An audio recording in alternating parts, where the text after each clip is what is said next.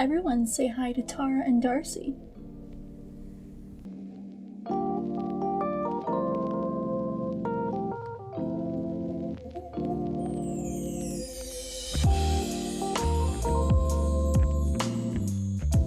Okay, so here's the deal. I have 3 mourning geckos. 2 of them are a pair, one of them is still a baby. And when I got these, they were juveniles, and now they've grown up to their full adult size. So basically, this container is no longer big enough for them.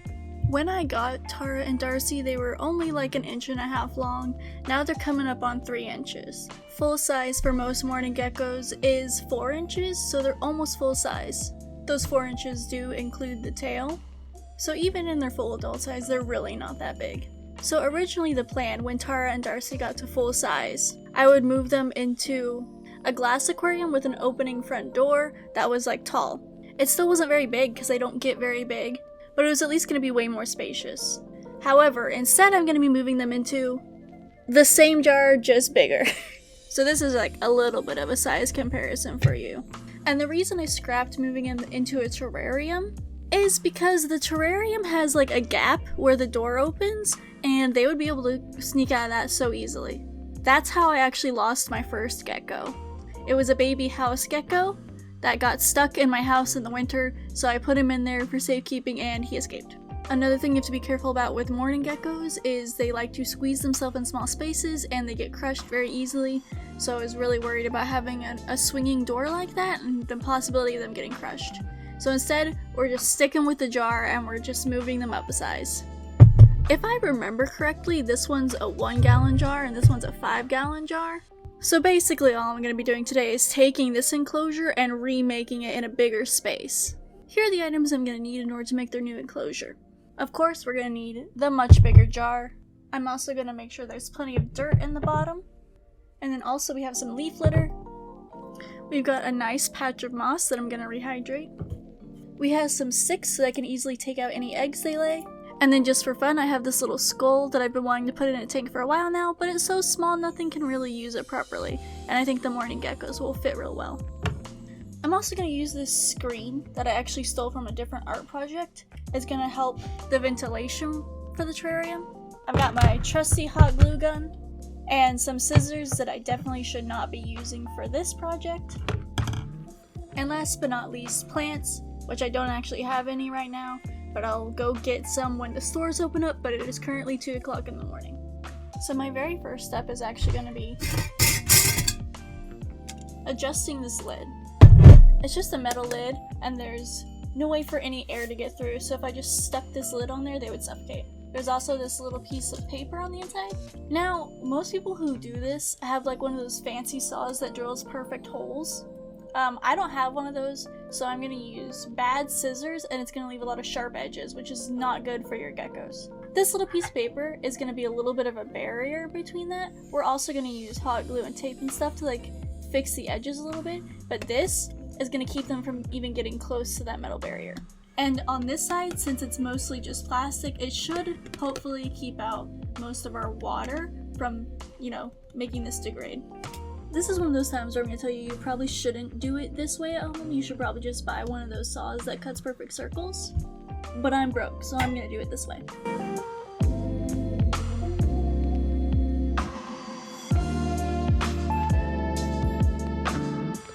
I would just like to briefly point out that I have already done this twice before. Once for the jar that Tara and Darcy are currently in, and then also for my baby that is too small to be moved up.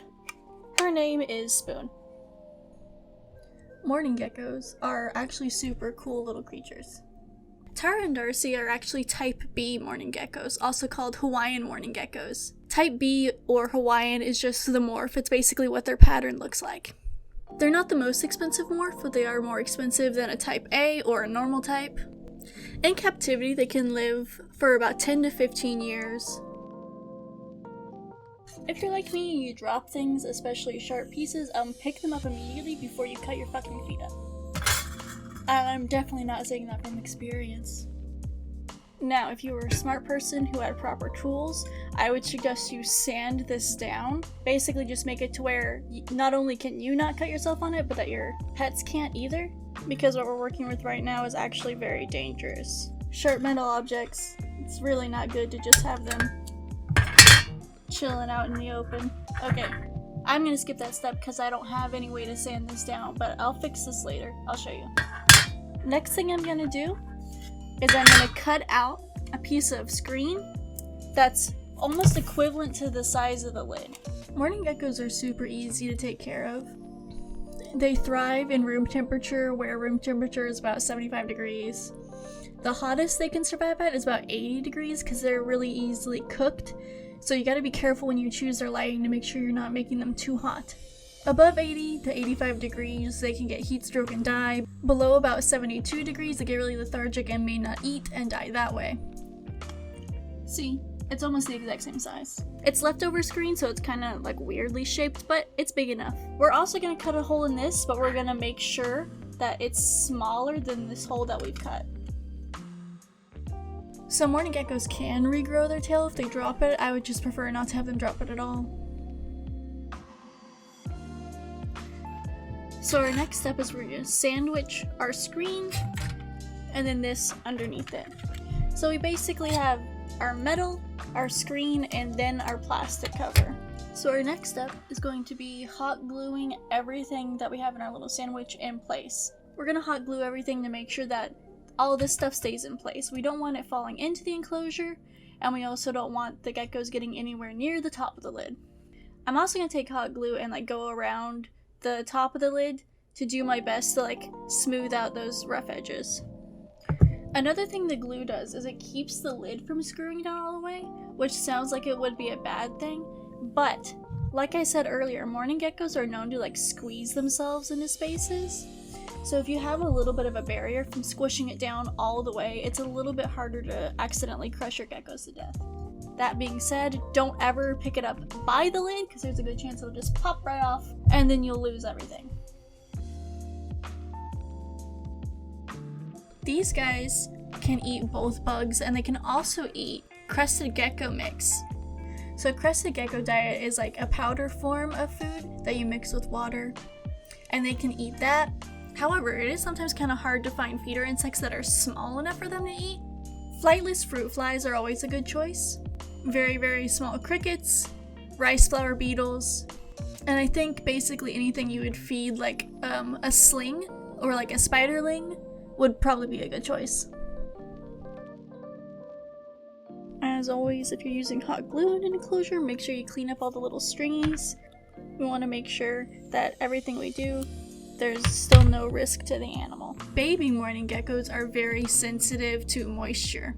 I was a little bit less careful because they are almost adults now, but for babies, you have to be really careful with their moisture to make sure you don't make them too wet. They can die from that too.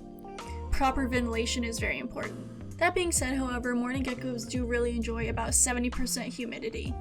They can survive in up to 80% 90, but 70 to 75 is probably the best. I try to maintain this moisture by misting them once or twice a day. You don't want to mist it so much that mold grows, but you also want to keep them happy. I'm going to let this cool down all the way, then go through and make sure all my stringies are off. And now we get into the fun part where we actually start building our terrarium. The coolest thing about mourning geckos, and the reason I decided to get into them, is because they are all parthenogenic. So what does that mean? Parthenogenesis is basically asexual reproduction. So what that means is when the mother lays eggs, they're just a clone of the mother. No male is needed in order to make eggs. Most, if not all, mourning geckos in the reptile trade right now are all female. Even though they are all female and they basically just lay clones of themselves, and they can do this all by themselves, it's a common thought that they are more likely to lay eggs if they have a partner in their enclosure with them, who will then mate with them, and that will cause the female to start producing eggs. These little guys are super neat, they have a big personality, and they're so much fun to watch crawling around in their little tank. When all three of them get up to 4 inches, I'll probably upgrade them again, but for right now, I'm sure they're happy with this extra space. I want to place these 6 in a way where the geckos can have fun climbing on them, and also if they happen to lay eggs on the sticks, I can take them out super easy. Also the same thing with the leaf litter. I want to leave a space up front where I can easily put in food and take out food without disturbing everything else in the tank. That way they can hide back here and feel safe while I'm doing that, and also it lessens the chance of them escaping.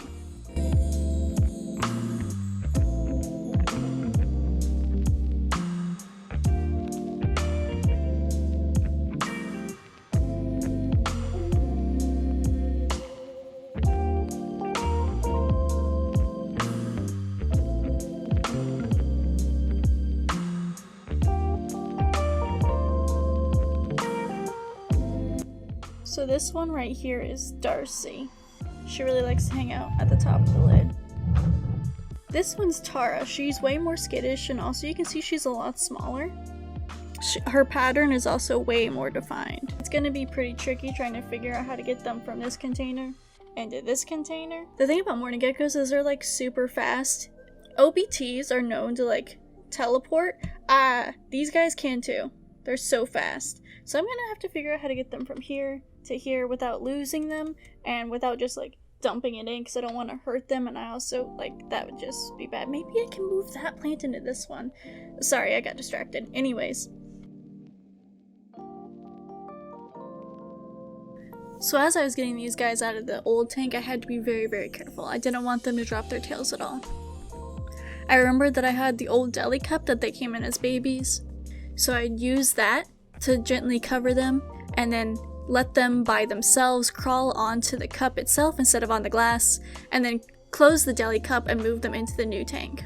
Darcy was way easier to do this for because Darcy is way more adventurous. Darcy really likes to climb the sides of the tank, whereas Tara really likes to stay at the bottom of the tank. Tara is also like a lot more skittish and was really scared anytime I tried to cover her with the cup. Darcy was pretty easy to move. I just put it over her, she crawled right on, and then I moved her to the new tank. With Tara, I had to be very careful, be very gentle. I didn't want to spook her so much. I didn't want to stress her out too much. But she really didn't want to go up on the sides. And when I did finally get her covered in the deli, she really didn't want to climb onto the deli so that I could cover her. Tara's also the one that tends to zoom on past me whenever I'm trying to do anything in the tank. So I had to be really careful to make sure she didn't jump out the top and then I lost her forever. I was really patient, really slow, making sure that I wasn't stressing her out too much. I didn't want to grab her and hurt her. Eventually I was able to get her to the new tank, and then afterwards I just put the deli in the new tank and let them climb up by themselves to avoid any further stress.